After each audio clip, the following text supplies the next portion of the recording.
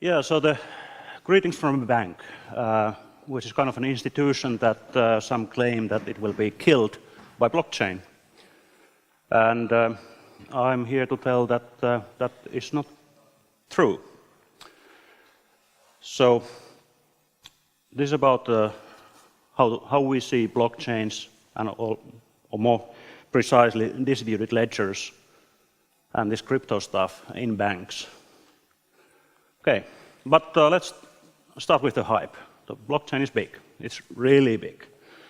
Actually, it's so big that it doesn't fit into one blockchain. And what this means hopefully gets clear by the end of the presentation. What we are not talking about today, there are a few things here.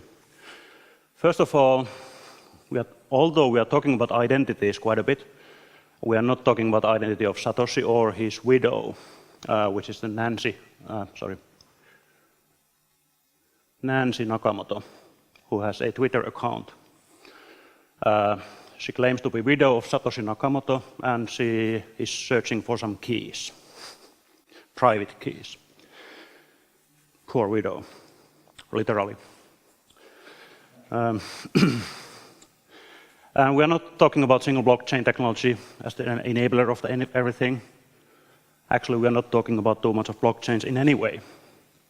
We're not talking about cryptocurrencies or mining or the code of law principle or DAOs or ICOs or any TLAs, i.e. three-letter acronyms.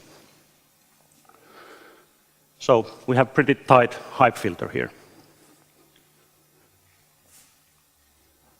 So what are we talking about? We're talking about the crypto-based distributed data management net technologies to solve some pretty well-known data and process management problems of business networks. So we try to be real here.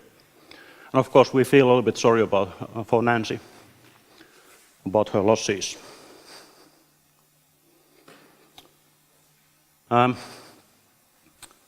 So, as a bank, what are our challenges today? Basically, the whole system architecture that we have, the whole business architecture that we have, it's basically based on silos. So we have some fairly isolated systems that do some stuff and they are not too well connected to anything, to the outside world. And we think in a kind of centralized mode. We are not thinking in terms of network, but we would like to see us as the center of the universe and everything goes around us. The third challenge that we have is that there are companies out there which think differently. So we just can't sit there and do nothing. We need to change. So what do we need to do? We need to tune up the silos that we have for the future, build APIs to them and so on.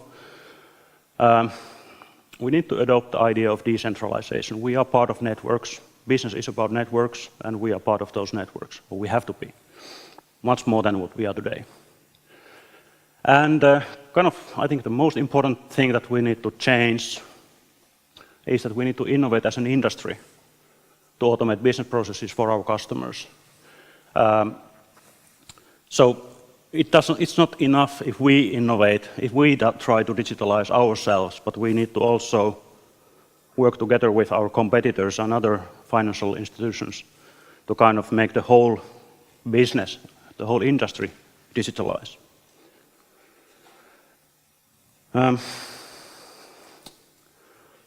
This is how a typical silo nowadays looks like. So we are a bank, we have a isolated system that manages some digital assets, like your money, to start with.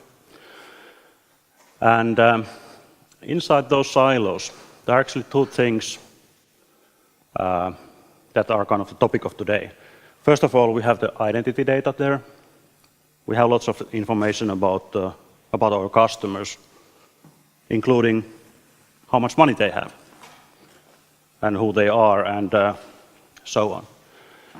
And the other thing that is a little bit here, the topic of today is the business transaction management logic that is actually separate in every single silo that's out there. And That's us.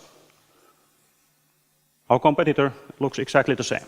They have their own digital assets, they have data about their customers, and they have their business processes. And to keep this thing kind of working together, we need some middlemen here, like SWIFT for messaging between banks, or the single European payment area settlement service somewhere in Italy to actually move payments between banks. There are a couple of problems here. Nowadays, there's one trend that says the GDPR directive that is right now actually becoming active. It says the customer is in control. Customer actually owns its own data. Ask Mark Zuckerberg what this actually means.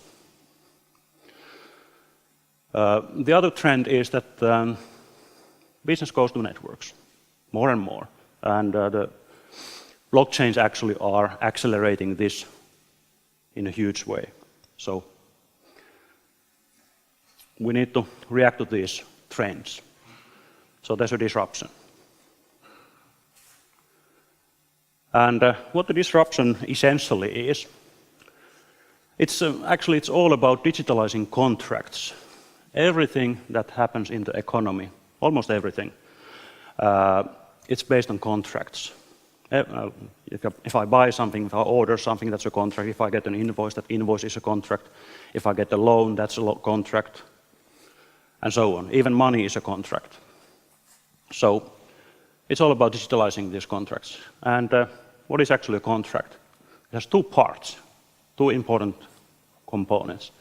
First of all, there's the paper, where this contract text is, all the conditions of the contract that the parties agree on. And then there's the pen and the hand and the person attached to the hand, which is the kind of the identities of the parties of this contract. And both of these actually have to be digitalized in order to digitalize the economy. So let's go first through some stuff about the business transaction management, so which was the paper part of the thing. In a bank, when we want to do transaction management stuff, build systems that manage transactions, there are few requirements for those systems that are pretty strict. We need to be able to guarantee privacy. We need to be able to provide the performance that's needed for the transactions. We need to be able to be sure that the technology that we use is properly governed, how it's being developed. We have some control over it. Whatever we build new, it has to be integrated with the old stuff. And last but not least, when we try to get systems to production, we need to get a stamp of approval from the regulators. And it's not too easy. There are some very strict requirements there. So let's get back to this blockchain stuff. Could we use Bitcoin kind of architectures for transaction management? Let's see those 5 steps, 5 requirements. None of them actually are acceptable. The privacy, 0, or like very little. Performance, 15 transactions per second globally. Don't think it's enough. The governance, some guys arguing with each other, some nerds, what to do next. Doesn't sound good. Integration to existing stuff, very difficult. Regulation, no go.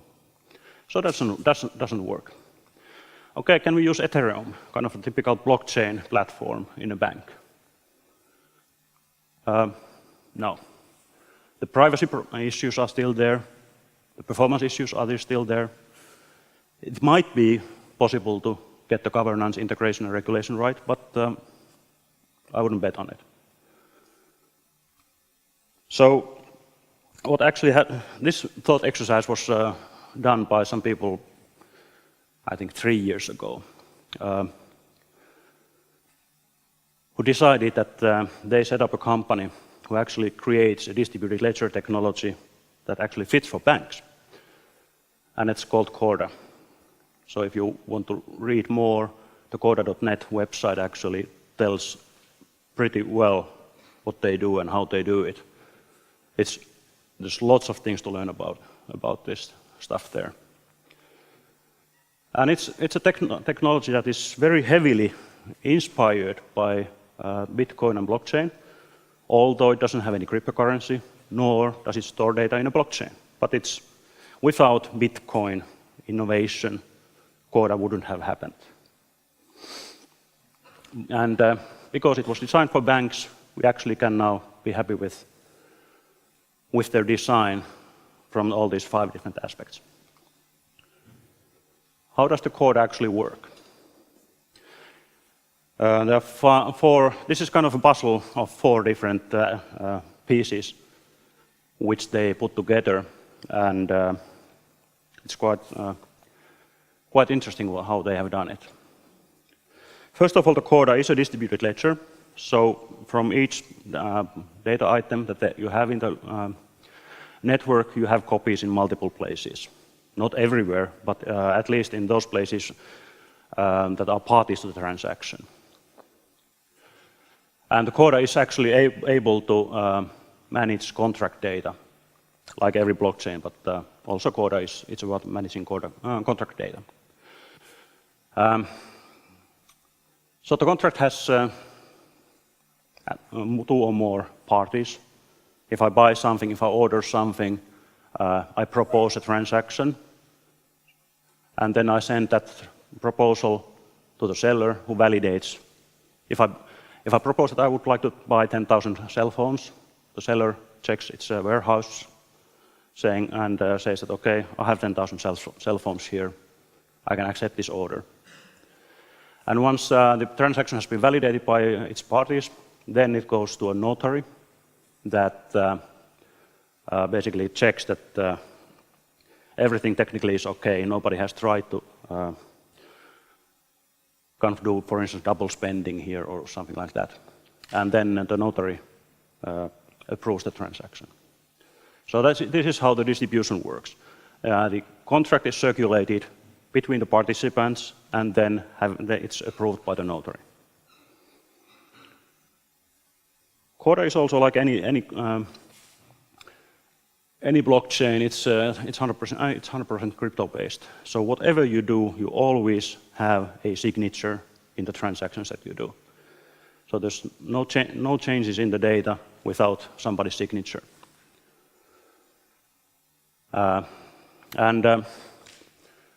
Corda operates on transactions, which are pretty much the same thing as the contracts. And each transaction has input. It can also have 0 input and then some output. But basically, a transaction typically has an input state, like for instance a quote for a purchase. And then it has an output, which a transaction makes. So if you have a transaction called make order, it takes quote as an input and produces order as an output. And when the transaction completes, the quote is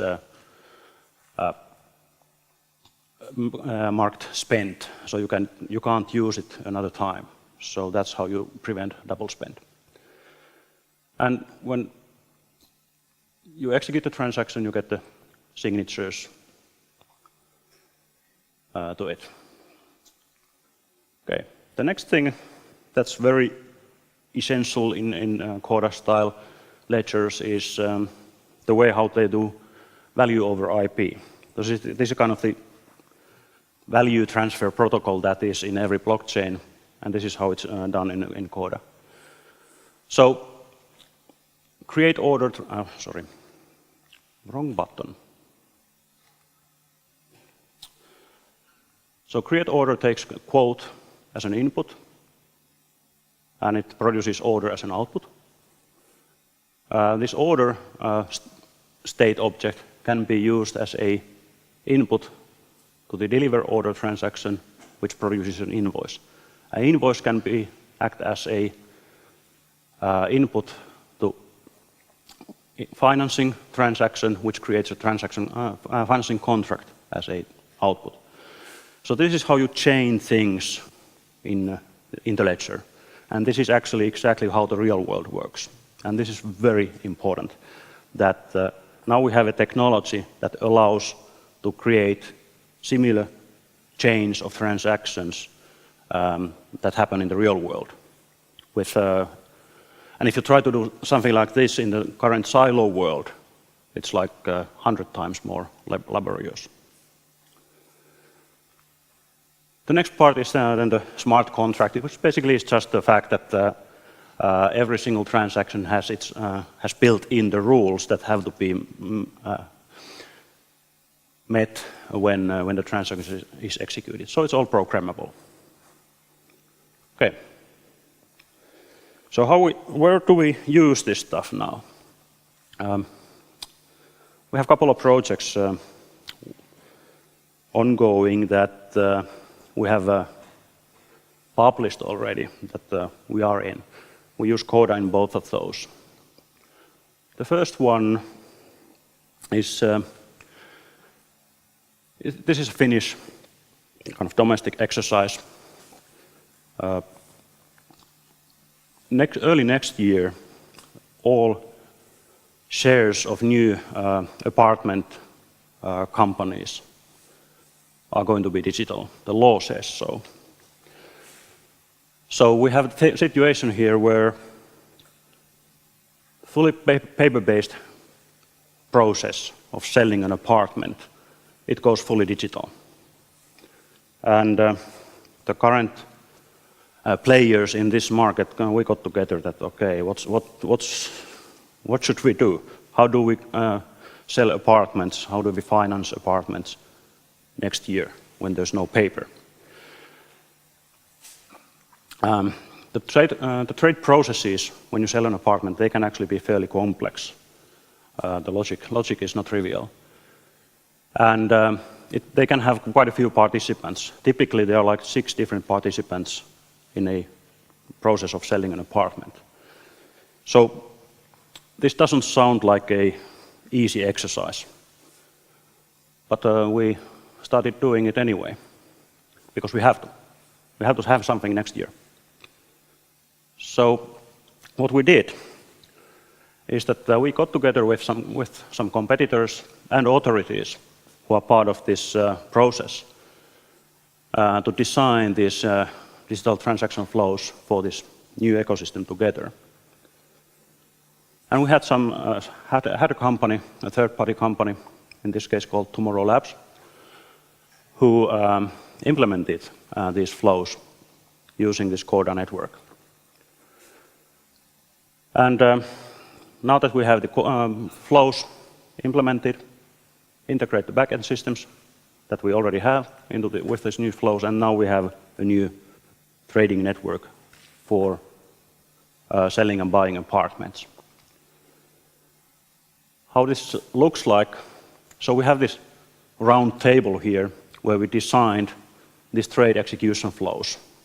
What has to happen when you sell an apartment?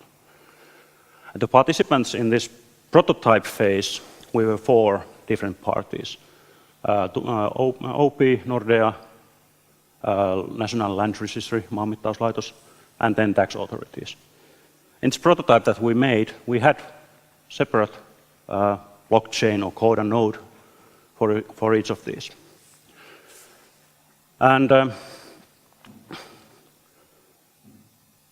we demonstrated that you can really make such a thing that has lots of different participants, and where you can create a transaction where the collateral and the ownership of the apartment is transferred to the rightful holder when the deal is closed. It wasn't even too complicated, actually, which was a pleasant surprise, knowing that without this kind of technology, this would have been like a major pain to implement.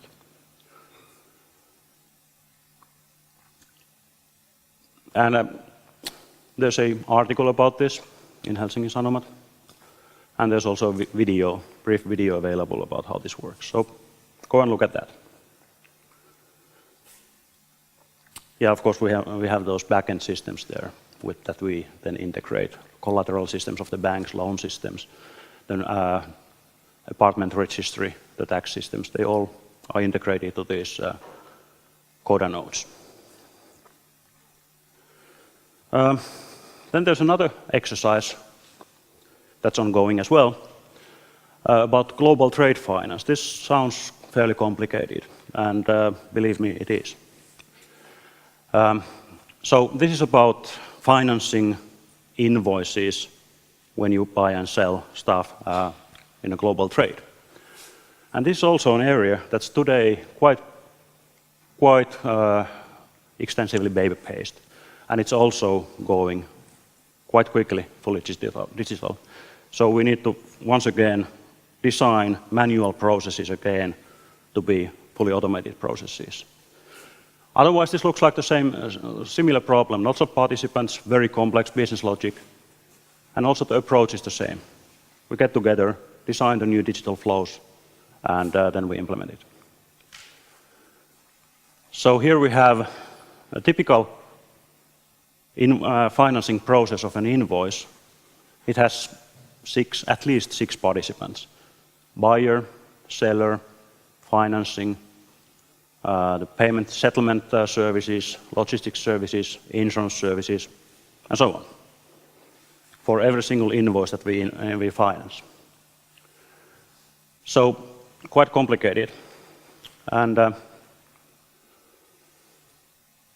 each of these players have their own backend systems that need to be integrated in this big picture. And also this is going quite smoothly. And if you want to know more about this case, go to marcopolo.finance website. That's where the publicly available information about this is. But really crazy idea, but it looks like now it's possible to implement. Okay, that was about digitalizing the paper and that part of the big picture. Then there's the other part of the picture, which is the pen, digital pen, and the hand attached to it, and the person attached to the hand, actually. So when the paper goes away, also the pen has to be digitalized.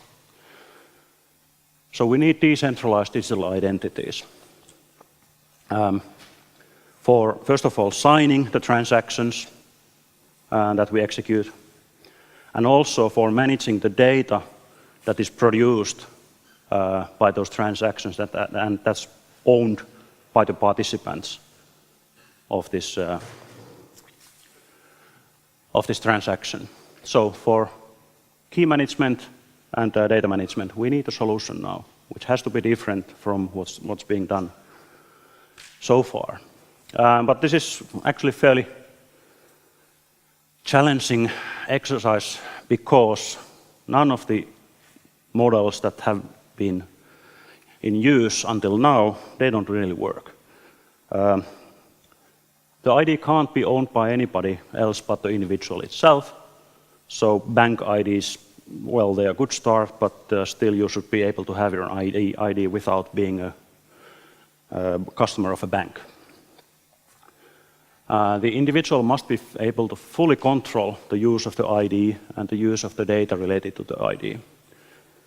Once again, Mark Zuckerberg has a little bit of trouble here nowadays. And Facebook IDs don't really cut it here. And then there's the national IDs. They're kind of a good start, but they should be usable everywhere. If I travel to US and do some digital transaction there, I should be able to use my ID there as well. With national IDs, it's fairly complicated. So how do we approach this thing? So we need an ID management network, which has all these properties. We need a network that is able to manage very valuable assets, which is your ID and your data. extremely reliably. It's not an option that you lose your ID because some server goes down. This system shouldn't be owned by anybody, any single entity. This system has to be available to the individuals and to the businesses. So businesses need IDs, individuals need IDs. It has to be cryptographically secure. Hacking it shouldn't be possible. It should be censorship resistant. There shouldn't be any single party who can actually dictate how this thing works. And it should be globally available. And if you look at this list of requirements and characteristics, this is actually what Bitcoin promises, but not for IDs, but currencies. But the Bitcoin architecture, or kind of a follow-on innovation based on Bitcoin architecture, actually is a pretty good foundation for ID management. So we need public blockchain for ID management. But to make sure that it's properly governed, not governed by some random hackers, it has to be a permissioned network that has a rule book.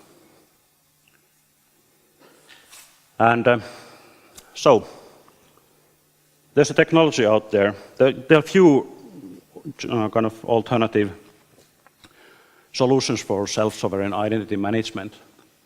One that we are looking at in Finland nowadays quite with some great interest is called Sovereign, which is a public permission blockchain for self-sovereign identity management. Meaning, and how does this thing work? We have this ledger network, which is like a Bitcoin network. Lots of servers, each actually containing the same data, and they are kept in sync together. In this core are managed, the keys and the identities of the individuals are managed there.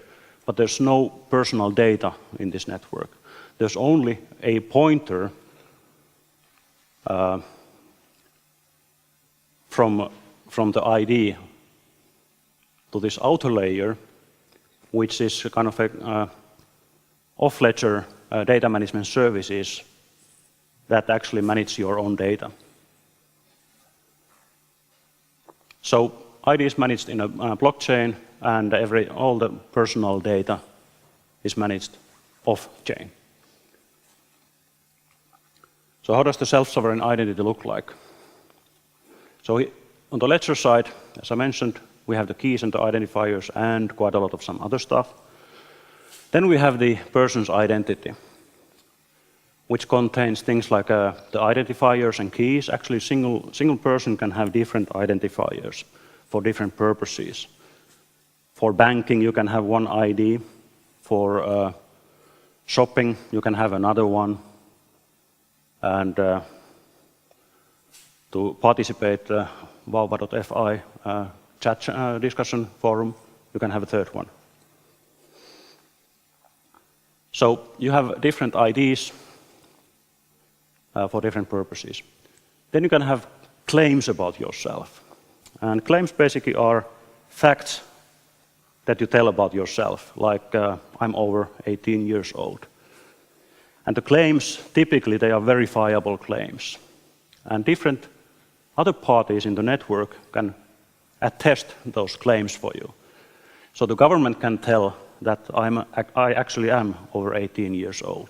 So government can sign a claim that says that Timo is over 18. Or a bank can tell that, yes, OP can tell that I'm the customer of OP. OP as an employer can tell that I'm an employee of OP. Lappeenranta University of Technology can tell that actually I graduated from there eventually. And so on. So this is how the self-sovereign ID works. And this is pretty usable stuff. So now we have these two things, two promising technologies. We have a pretty good idea of how the transaction management probably works. And also we have a pretty cool design and also implementation for identity management. So what should we do? Oops. So we should put them together. This is not too old news, actually. We completed a project where we did this 3 months ago. So this is kind of cutting edge. Why we do this? Because we have this paper and this pen. We need to have, our mission is to digitalize the contract-based economy, which is quite a big mission. And as incredible as it sounds, it looks possible. So at R3, we completed this January a project where we actually combined the Coda network and the sovereign identity network. We made some prototype code that just to see what's needed to make this connection happen, to make these things communicate with each other. And there wasn't too much code needed. And now we have a architecture available where we can run transactions in the Coda network, which utilize identities managed in the sovereign network.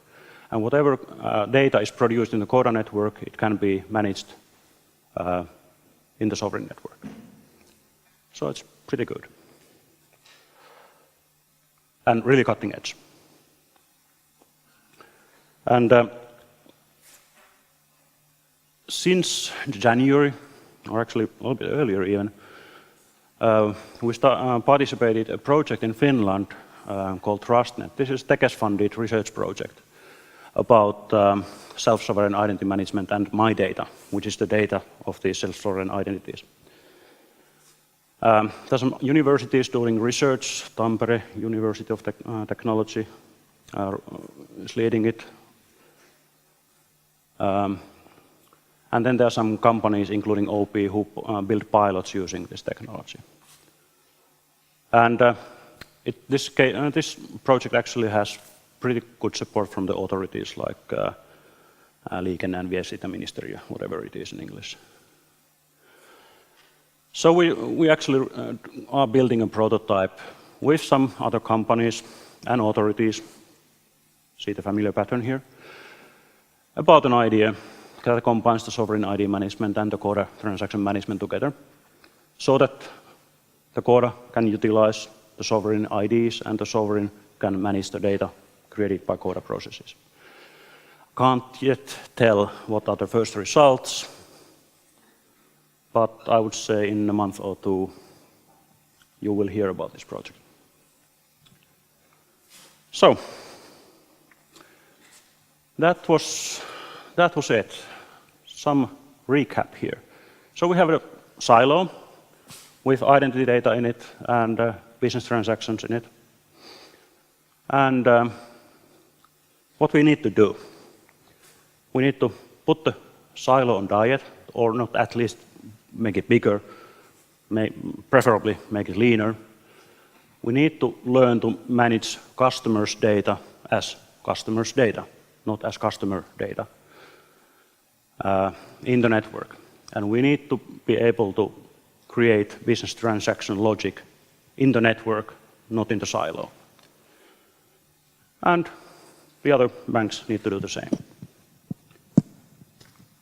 So we get this kind of network where different nodes are participating. This is work in progress. And to put it mildly, it's fairly disruptive. So need to be sorry for any inconvenience caused, because disruptions usually are not that convenient.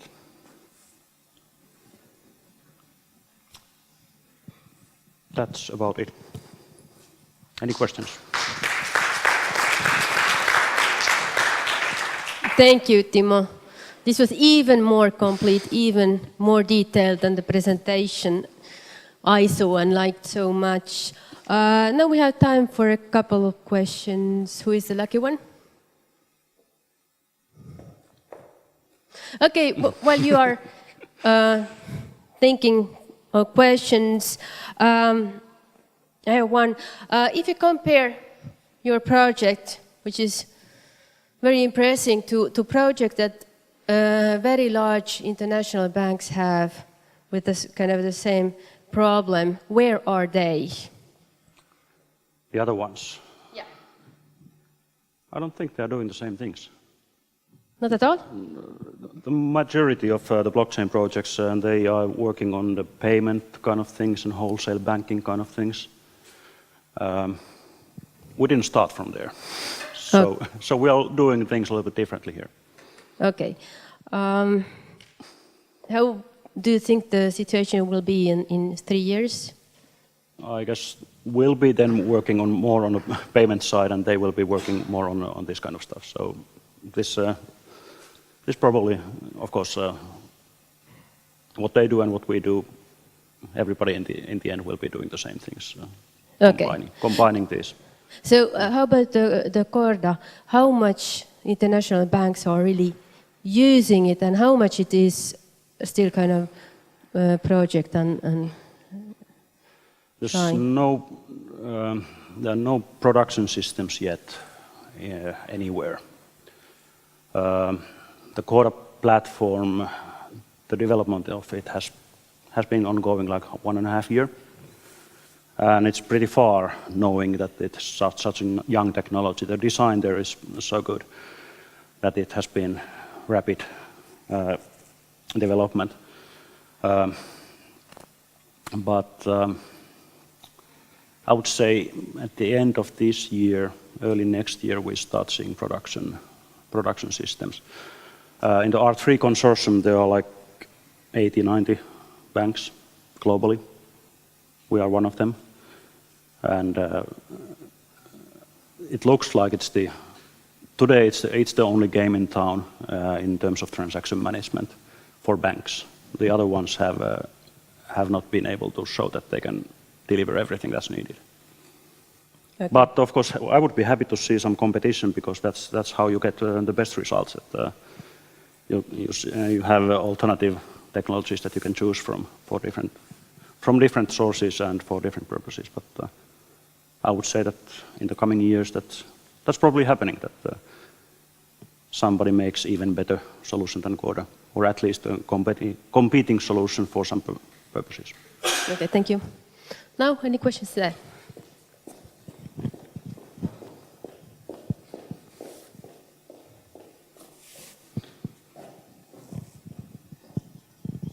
Hey, I'm Kaisa Kukkonen. I was wondering about, since it's been a collaboration between multiple different parties, so who's been in charge? Has it been an OP-led project, or who's been leading the change? That's a good question. So who's leading? We have taken an approach that we are not leading we don't want any blockchain project to be OP project. Just for the fact that the competitors, we need to work with the competitors, and we need to work as peers. So there needs to be somebody who actually kind of comes up with the idea that this kind of thing should be automated, and then sells this idea to the banks and actually runs the project. So it has to be a third party. Otherwise, it doesn't work. Kind of from a business point of view, that if we did something, made a proof of concept ourselves, and then went to the other banks trying to sell it to them, I don't think anybody would buy it. Just for the fact that it was sort of done by us only. But it's entirely different way of working than what has been before. The last time that banks actually did together something in Finland was when the